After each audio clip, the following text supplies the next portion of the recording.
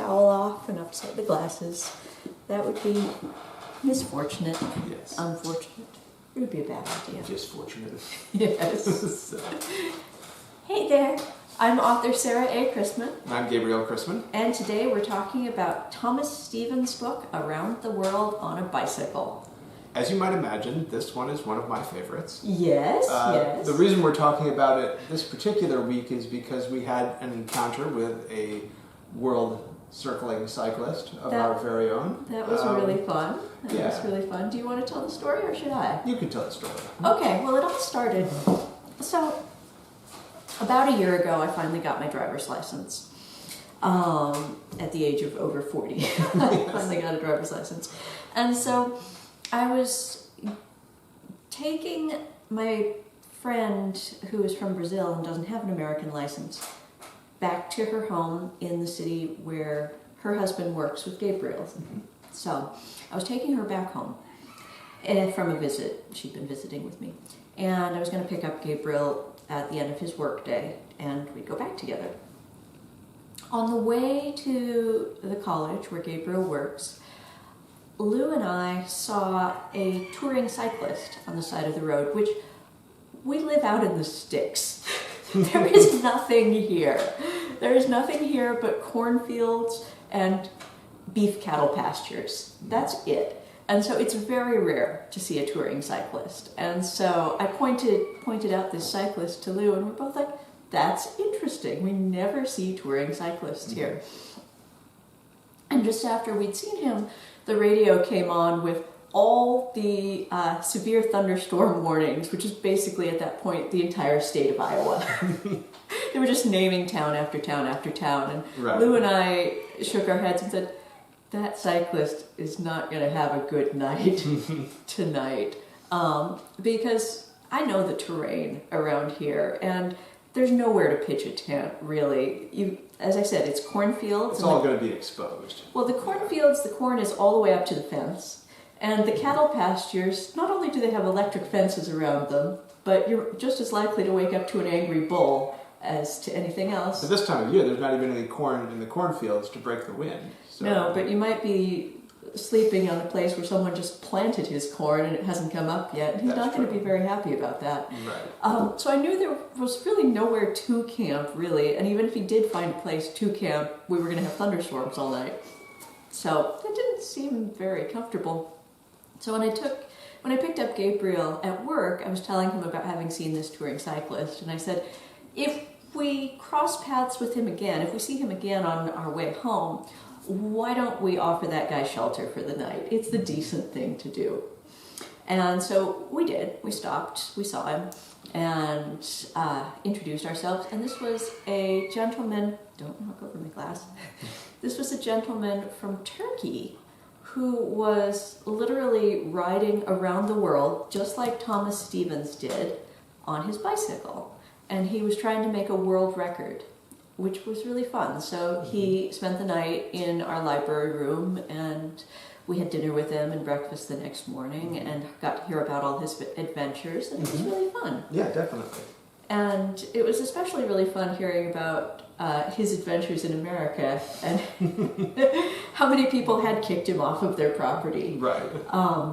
Which brought up a whole bunch of interesting conversations between the two of us later about the conflict between nomadic people like the classic cowboys who pass through and the nesters like the classic homesteaders and such who stay in one place. Right.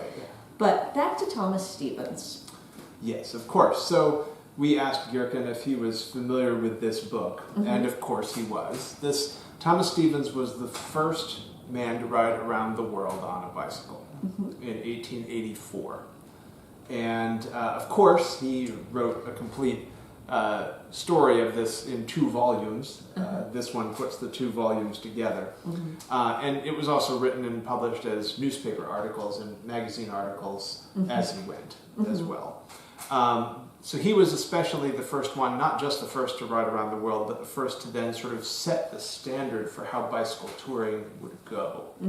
Talk about that a little. So he made it a commitment to try to ride as much as possible and not accept rides except when absolutely necessary, for instance, on a steamship to cross an ocean that happened to get in the way.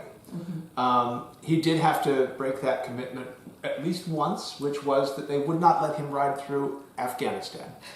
It was pretty much a war zone at the time, and, well, not a whole lot has changed along those lines. So he did have to take a steamboat around Afghanistan. But other than that... And this is after going something like 600 miles out of his way to get to one edge of it. Right, exactly.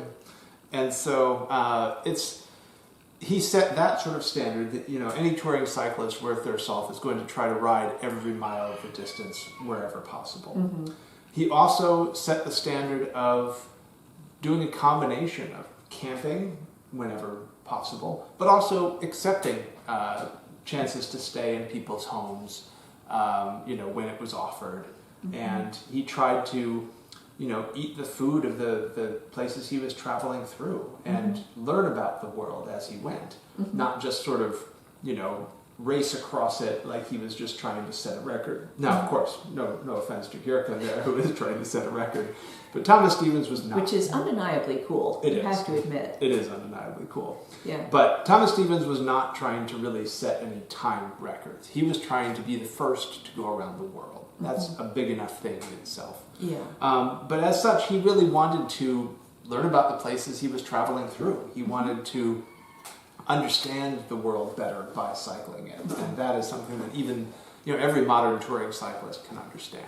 And something that Thomas Stevens writes about, that we also heard about from Gherkin, is one of the hardest parts of riding around the world. It's not the sort of things most people expect. One of the hardest parts is just all the paperwork to do with crossing all those borders. Yes, which was also still a thing in the 1880s. That was something which gave him problems and difficulties. Yeah, every time he hit a border, there was usually some sort of challenge from the bureaucracy involved. Right. And unlike now, when at least people understand the concept of bicycle touring, people in the 1880s, he was the first to do this. No one knew, how this was supposed to work. No one knew what he was doing or why he was doing it. Right. Which is part of why he wasn't allowed in Afghanistan. He might have been some strange, bicycle spy. Well, and Gherkin was telling us about how that seemed to be the attitude he was encountering in a lot of places in America, that the Americans didn't quite trust this cyclist who was riding through the territory, and he said, people here are so afraid. And he told us about how he'd gotten kicked off of the public land in front of somebody's house because the people in the house were just so afraid of this stranger passing through.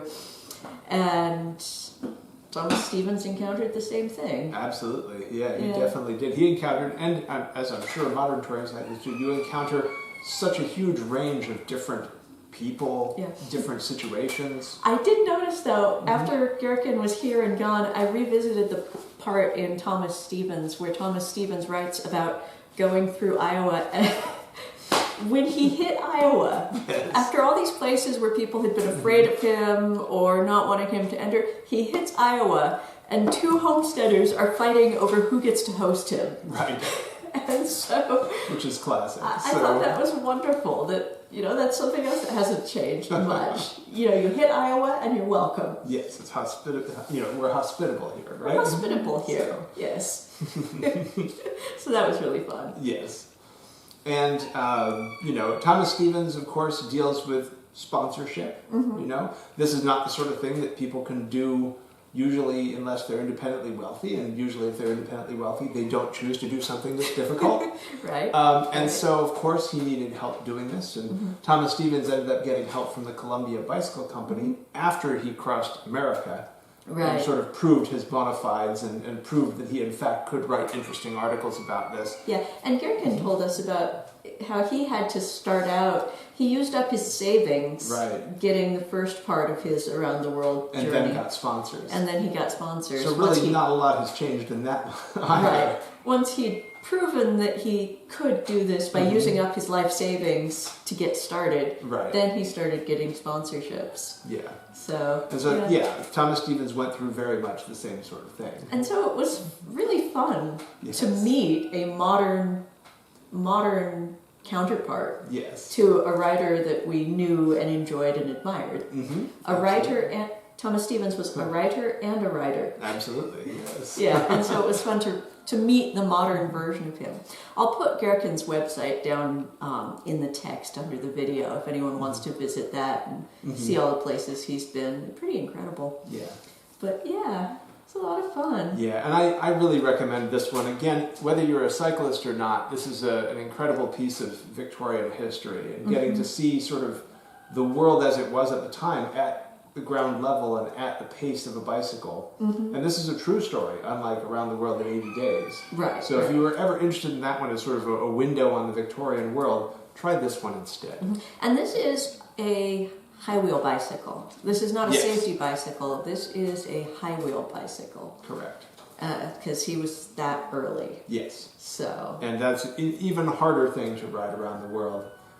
Certainly he did end up walking it around the world in certain places where honestly the trails were more like a goat path and might work perfectly well on feet or on a donkey or a horse, but did not work for a high wheel bicycle. Right. And so he was just pushing it that distance. And he encountered some people who really didn't understand how a high wheel bicycle works and or were intentionally wanting to prank him. Right. There's one bit in here where he is staying with, who is the guy? It's a Shah. Yeah. So this is somewhere in Persia at the time. Yeah.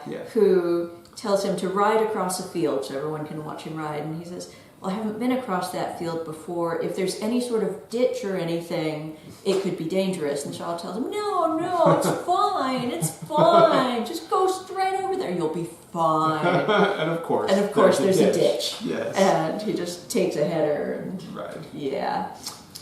Yeah. To which the response is, of course, ha ha ha ha, great. It's, yeah. Yeah. Yeah, not very nice. Not very nice. But anyhow, it's a really good book and a lot of fun. And if you're a cyclist or just interested in travel, especially, it's a really good one. So we hope you'll check it out.